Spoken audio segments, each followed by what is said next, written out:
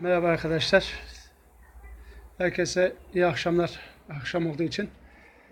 Buradan rehberimden saygılar. Arkadaşlar yine evime ufak bir tadilat yaptım. Şu şekilde çamaşırlık yaptım arkadaşlar. Balkonum müstakil. Evim müstakil olduğu için burada yukarıda da çamaşırlığım var gördüğünüz gibi. Ama yine de yetmiyor bazen hanımlara. Şu şekilde bir çamaşırlık yaptım. Menteşeleri arkadaşlar şu şekilde. Bu iç tarafa da geliyor arkadaşlar. Şu dam saçağının altına. Şu an dam saçağının dışında olduğu için yağmur geliyor arkadaşlar.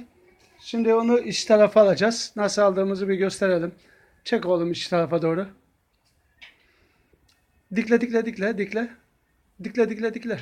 Tamam geç öbür tarafa da çek. Çek iç tarafa iyice çek çek çek çek çek çek çek. Çek dayandı tamam. Gel burayı da çek. İşte arkadaşlar.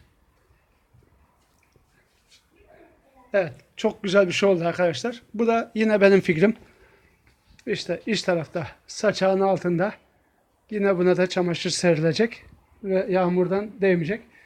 Şimdi dış tarafa alalım. Git oğlum dış tarafa. Bakın arkadaşlar git dikle. Tamam şimdi öbür tarafı. Yani apartmanda yağmur geliyor diyenler için alternatif olur bu arkadaşlar.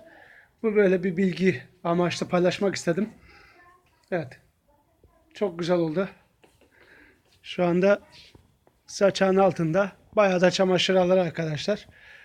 Saçağın altında veya dışında içeriye aldığınızda iç tarafta olacak. Bu da böyle bir bilgi olsun istedim. Apartmanda oturup da çamaşırları yağmura gelenler için bilgi paylaşmak istedim. İnşallah faydalı olur. Bayağı bir faydalı bir video çünkü. İzlediğiniz için teşekkür ederim arkadaşlar.